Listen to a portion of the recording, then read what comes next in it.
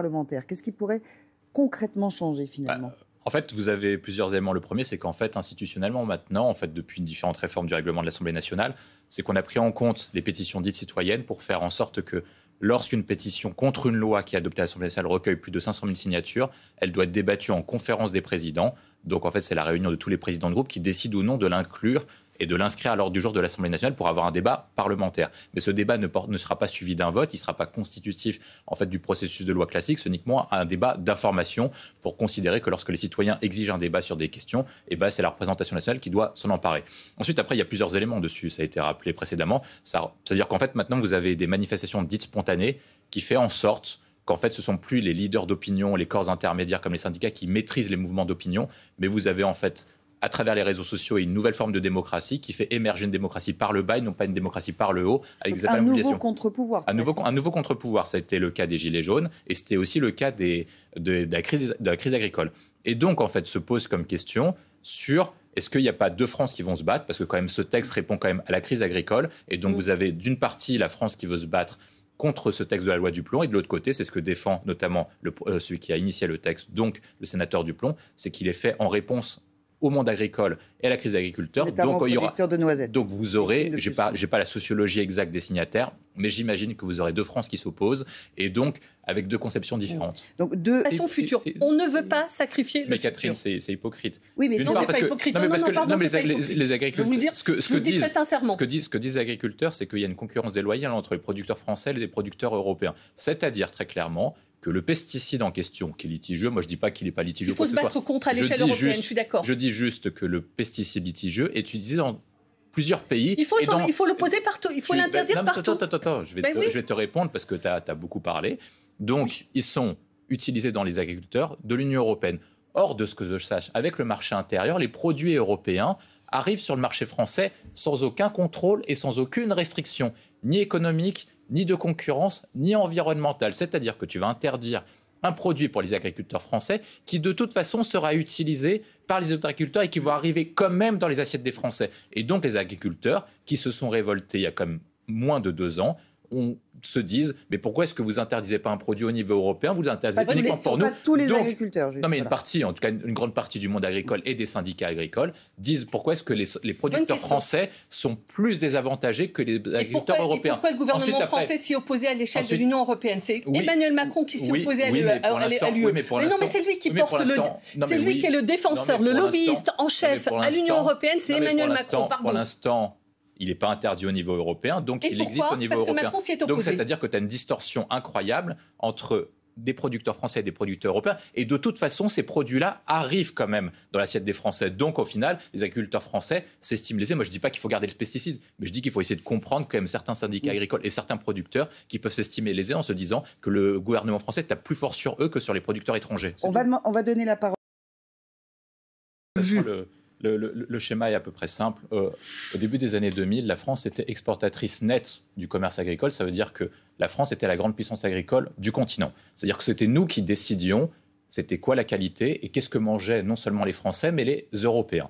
Ensuite, après, on a suivi à peu près ce que vous avez dit, ça veut dire qu'on a voulu donner l'exemple partout, et la production agricole s'est effondrée en France. C'est-à-dire que plutôt que de décider ce que nous, on consommait ou pas, on est passé d'une balance excédentaire à une balance déficitaire. C'est-à-dire qu'aujourd'hui, la France importe plus de produits agricoles qu'elle n'en exporte. Et donc, ça a une conséquence très simple, c'est-à-dire qu'au lieu d'inonder le marché européen des produits agricoles français qui étaient non seulement d'une qualité supérieure, mais d'une qualité environnementale plus respectueuse de l'environnement, aujourd'hui, ce sont les Espagnols, les autres producteurs, les Polonais et l'ensemble des autres pays européens qui décident ce que nous, on mange ou pas. Donc, techniquement, sur le papier, ce que vous dites est très beau, mais en réalité, ça s'est produit exactement l'inverse. Et ensuite, après, sur l'autre point, et moi, je pense que c'est ça le point essentiel, la question, c'est pas une question uniquement environnementale, c'est une question de qui, en fait, décide de produire. Et moi, je pense qu'au niveau européen, ce ne sont pas les points d'affichage qui gagnent, c'est la grande puissance économique qui décide en fait quelles seront les normes. Et moi, je pense que la Commission européenne se plie à chaque fois aux grands producteurs agricoles, donc ils vont se plier davantage à la Pologne et à l'Espagne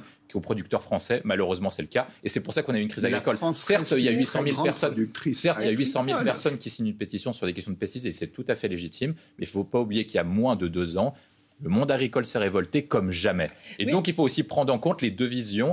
Et moi, je pense qu'il y a quand même les deux considérations à prendre en compte. Pardon, mais le monde agricole ne s'est pas révolté pour avoir des produits cancérigènes. Que cette loi soit abrogée, mais quand bien même elle le serait, est-ce que la France peut vraiment peser face aux normes imposées par l'Union européenne? Alors il y a un point, la France, on ne va pas abroger le texte. La question est double, c'est est-ce que le président de la République soit ne décide de ne pas promulguer, c'est ce qu'avait fait Jacques Chirac au moment du CPE, donc contre la première embauche lorsque Dominique Villepin était Premier ministre, soit deuxième possibilité, on a un dispositif pour réintroduire le texte en débat parlementaire et c'est peut-être une possibilité pour retirer l'article litigieux, notamment sur la question d'utilisation des pesticides. Je pense que ça peut être soit l'un, soit l'autre. Soit il gardera le texte, soit il remettra le texte pour supprimer les pesticides, parce que c'est ça qui posera problème. Le reste, je pense que ça passera assez tranquillement. Ensuite, après, sur la question que vous posez, sur la question, est-ce qu'on sera assez fort pour peser au sein du Conseil européen? De toute façon, il faut regarder très clairement. Depuis plusieurs années, la France perd son pouvoir au sein du Conseil européen, notamment parce qu'on n'est pas crédible sur les questions économiques, parce que notre puissance économique s'est complètement affaiblie depuis une vingtaine, trentaine d'années, et donc on est beaucoup moins puissant que nos voisins. Et surtout, les élargissements successifs à l'Est ont déplacé le centre de gravité de Paris, puis à Bruxelles, puis maintenant à Berlin. Aujourd'hui, quand même, lorsque vous voulez agir au sein des institutions européennes, et je l'ai fait pendant un certain temps, la première question, c'est la question de la crédibilité. Est-ce que lorsque vous portez un message, vous êtes crédible ou pas, au-delà des bonnes intentions habituelles? Deuxième point, c'est est-ce que votre projet est capable d'embarquer les autres pays européens? Et les autres pays européens sont portés par une dynamique, et c'est la dynamique essentielle de l'Union européenne, c'est gagner de l'argent et assurer la prospérité du marché intérieur. C'est pour ça que les autres partis décident par exemple de suivre l'Allemagne, c'est parce qu'ils considèrent que l'Allemagne est le meilleur modèle économique. Et enfin, dernier point, autre point, je pense que ça va être ça le point, ça va être est-ce que l'opinion publique européenne va dans un sens ou dans un autre? Parce qu'aujourd'hui, les décideurs européens ne sont pas prescripteurs d'opinion, mais ils sont suiveurs. Et aujourd'hui, l'opinion publique européenne est partagée entre la sécurité alimentaire, mais également la production économique, parce qu'on est quand même en situation économique compliquée. Yves Saint-Omer, la France qui ne fait pas le poids face aux exigences européennes. Moi, je crois qu'effectivement, la question de la crédibilité est centrale. François Bayrou. Moi, je ne parlerai pas d'austérité, parce que lorsque vous regardez le contenu du plan, certes, on annonce 40 milliards d'euros d'économies à travers 14 milliards d'euros de prélèvements obligatoires supplémentaires et 30 milliards d'euros de dépenses. Mais lorsqu'on parle d'austérité, ça veut dire qu'on parlerait des synonymes de ce qui s'est passé dans les années 2010 en Grèce, en Italie et en Espagne. Mais la France n'est pas la Grèce. Or, la France n'est pas dans la même situation, tout simplement parce que les dépenses en valeur absolue vont augmenter, si le projet de François Bayrou est adopté, de 25 milliards d'euros pour les dépenses de l'État, donc périmètre de l'État. Les dépenses de la sécurité sociale, donc les dépenses de retraite, les dépenses d'assurance maladie et les aides sociales vont également augmenter. Moi, je ne connais pas de pays auquel un budget austéritaire permettrait une augmentation générale des dépenses et ça permet juste de geler en part de PIB les dépenses de l'État. Ensuite, après, autre paramètre pour François Bayrou, sur la question que vous posez, c'est est-ce qu'il peut arriver à convaincre les Français? Je pense qu'il a deux principes qui sont très forts. La question, c'est de faire partager l'effort au plus de Français possible. Et l'autre point, je pense que c'est essentiel d'un point de vue économique, c'est pour ça que les institutions économiques sont plutôt pour, c'est que vous ne pouvez pas faire un plan de réduction de dépenses et un plan de réduction d'économie sans augmenter la production, parce que sinon, vous ne permettez pas de sortir de l'étau auquel est confrontée actuellement la France. Voilà, un effort maintenant où l'austérité demain, c'est ce que dit donc Pierre Moscovici, qui rappelle, pour argumenter sa phrase. Il y a des points que tu dis qui sont intéressants, auxquels on peut être d'accord avec toi. Merci. Mais quand tu dis que la France souffre d'un excès de libéralisme, moi je ne connais pas de pays extrêmement libéraux qui dépense 57% de sa dépense publique par rapport à son PIB. Je ne connais pas de pays extrêmement libéraux, ultra-libéraux, comme tu dis, qui prélèvent... Le socle de la France, c'est les services publics et la solidarité. Je laisse parler. Je ne connais pas de pays extrêmement libéraux, Catherine, qui prélèvent 50% de la richesse nationale et qui a le record du monde de prélèvements obligatoires et d'impôts. Je ne connais pas également de pays extrêmement libéraux, comme tu dis, qui dépensent 33% de son produit intérieur brut pour les dépenses sociales. Je ne connais pas de pays libéraux, comme tu dis également, qui fait en sorte de mettre en place les minima sociaux. Et donc, Bayrou et Macron vont s'y atteler. Et ici, ils essaient de nous ramener à la moyenne générale, aux Amériques, l'Allemagne. Je t'ai laissé parler, Catherine. Tu peux avoir un débat respectueux, écouter, mais je te respecte, arguments. Est-ce que la France est libérale? Non, mais la France n'est pas libérale. Je vous ai dit 57% de son produit intérieur brut. C'est-à-dire que globalement, la France, et je le dis à chaque fois, c'est le meilleur exemple. La France a plus de fonctionnaires par habitant que la République populaire de Chine, qui est un pays communiste. La France a plus de prélèvements obligatoires que la République populaire de Chine, qui est un pays communiste. La France a plus de prélèvements obligatoires que de dépenses publiques que la République populaire de Chine. Donc, c'est-à-dire que même les pays les plus communistes n'arrivent pas à atteindre les records mondiaux donnés par la France, qui a le plus grand record du monde. Donc, Catherine peut faire émerger une sorte de monde alternatif, mais ce monde alternatif n'existe pas, hormis chez toi. L'autre point qui est quand même très intéressant, c'est que si la France était vraiment en coupure budgétaire, pourquoi est-ce que par habitant, on aurait 2 millions de fonctionnaires de plus que l'Allemagne? Pourquoi est-ce qu'on a plus de fonctionnaires par habitant que la République populaire de Chine, Catherine? Donc, je veux bien entendre tout, mais il y a quand même des choses à régler. Pierre Moscovici, qui n'est pas un ultralibéral, qui est quand même un ancien ministre de l'économie socialiste, dit qu'il faut faire ce plan d'économie. Je pense que le point essentiel, c'est comment tu fais pour stabiliser la dette, pour éviter que comme tu le dis, on parle de vision d'avenir, ce ne soit pas les enfants, les petits-enfants, les arrière-petits-enfants qui payent la dette qui est laissée par les générations actuelles, mais qu'on puisse assainir un plan de financement qui soit stable pour les prochaines années pour enfin investir et faire en sorte du développement économique à une certaine prospérité. Christian Thomert, la France, trop ou pas assez libérale ?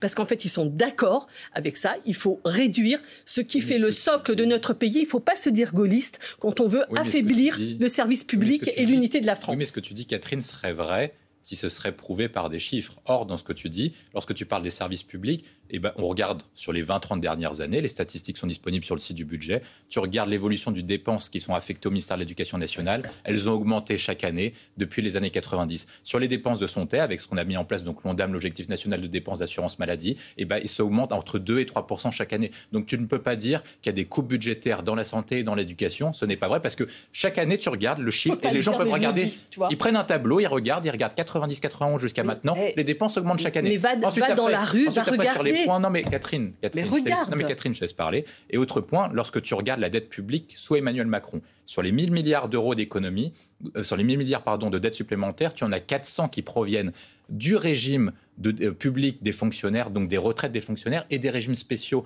Est-ce que tu peux avoir une dette qui n'investit pas sur l'avenir, mais qui est uniquement assurée sur le train de vie ? Est-ce que tu peux avoir une dette qui fait en sorte uniquement de payer les fonctionnaires et le train de vie de l'État sans assurer les dépenses d'avenir ? Parce que si tu as de la dette, mais que tu construis des grands équipements publics, tu construis des Concorde, des TGV ou des grands projets, les gens seraient d'accord parce que ce serait un investissement à long terme et ce serait de la bonne dette. Mais là, tu fais de la dette, Catherine, pour maintenir le train de vie, pour faire en sorte que les fonctionnaires locaux travaillent moins, pour réduire le temps de travail et pour faire en sorte de maintenir le loisir, les activités, les privilèges de certains, plutôt que de faire des dépenses d'avenir. Donc, est-ce que tu peux demander, c'est la question philosophique que pose François Bayrou, de faire des dépenses de fonctionnement actuelles sur le dos de tes enfants et sur le dos de tes enfants ? C'est comme si toi, tu vivais à crédit sur le dos de tes enfants ou de tes petits-enfants. Pardonnez-moi, on va avancer. François